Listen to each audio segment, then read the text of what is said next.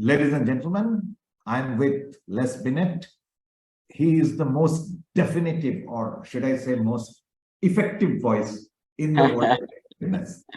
So, I mean, as you all know, that effectiveness is today possibly the biggest conversation that's going around in the world, because every single marketing dollar that is being spent, people are asking this question, investors are asking this question, CEOs are asking this question. So what is the effective use of that dollar? And Les has a huge body of work around that area. So today we'll try and talk about some of the basic principles and tenets that he has been observing and seeing from working across multiple brands in multiple countries, in multiple geographies.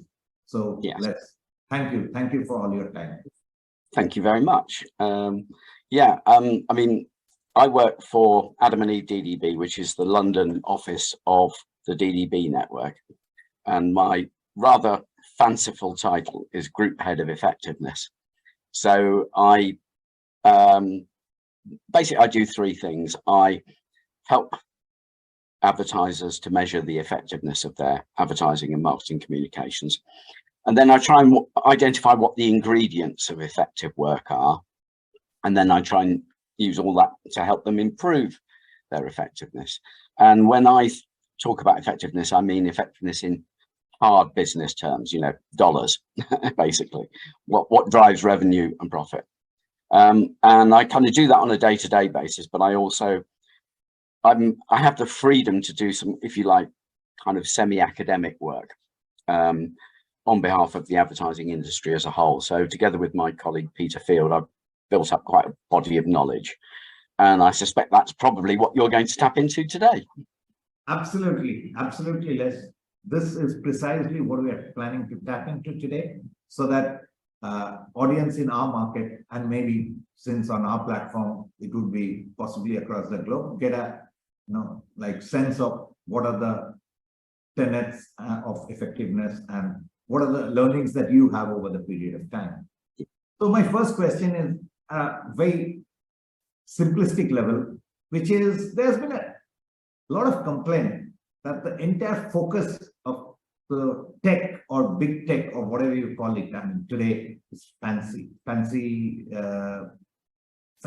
to call it generative AI and whatever it is. The focus had primarily been on the how and when, and not the why and what. So what happened in that process was that, all the research, all the, fantastic brain work has gone behind finding the best way to reach the audience, but nothing has gone into creating the truth of the message, creating something really powerful. So a lot of insipid messages are being served in the most innovative way.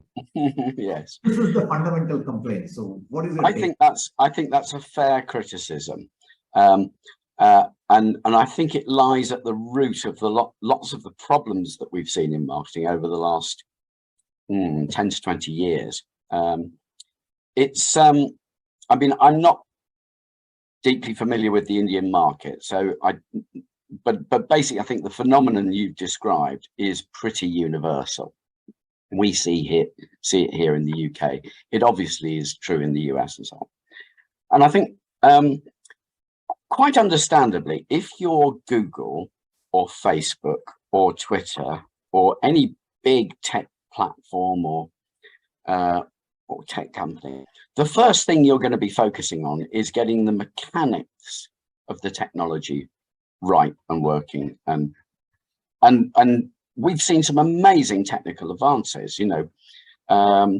Broadly speaking, the internet and all the technologies that are tied into that allow us to talk to people in more places, in more ways, at a higher speed and at a lower cost than ever before. So in the old days, if you wanted to talk to a prospective customer, you might have to print up a mailing and send it to them, have their address or whatever. It's all at lightning speed and very, very low cost now with outbound emails and so forth, or text or whatever. similarly, in the old days, you know, if you wanted to advertise your service to the public at the local level, you might use directories. And again, that involved, you know, they only came out once a year or whatever, or twice a year, and it was very expensive. But now paid search allows you to do that stuff at very low cost, on the fly, tweaking it in real time and so forth. So amazing technological advances, and that's all really good. And that's made immense amounts of money for companies like Google and Facebook and so forth. And, you know, if I was running those companies, I would focus on the technology. But once you've actually got these communications media there, you need to then think about how to use them well. I wasn't around in the 1950s when TV first took off, but I bet there was something similar then. You know, I bet when people first started buying TV sets, they were just focused on the mechanics of how do we deliver, you know, what do adverts even look like, and how do we deliver them, and how do we make them in time, and all that sort of stuff. But then people start to go, well, okay, we're spending quite a lot of money here. How do we make it work better? So, and I sense that there is a sort of a new maturity amongst the tech people. In fact, I'm going to be talking about this next week in Cannes. I think up until about 5 years ago, there was a fairly simplistic view of how digital effectiveness worked, a fairly simplistic view of how to measure the effects of what you were doing in the digital space, and a fairly simplistic view of how digital marketing should work and what it should look like. And I sense that began to change about 5 years ago. We might come back to that if you like. But it's quite natural that you know, the core competency of tech firms is tech, and they're only more recently beginning to understand about marketing. Then a second thing that's happened is that people in the marketing world have been I think we've had tech envy. We've seen, you know, I mean, who doesn't envy Google and Facebook with their huge revenues, you know, their ability to make money?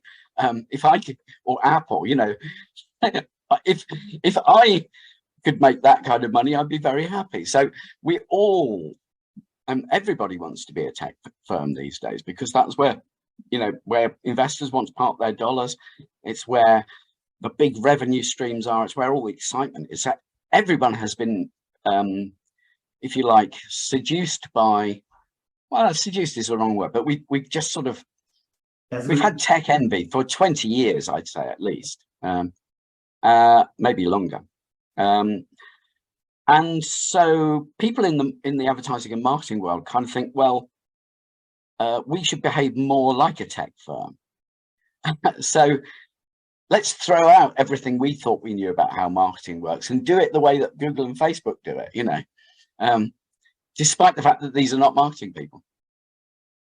So I wrote about this actually in the book, How Not to Plan. At one point I said, we've become so seduced by all the shiny toys that we've forgotten to think about how advertising works. So I think that the advertising and marketing community has begun to forget the basic principles of their job.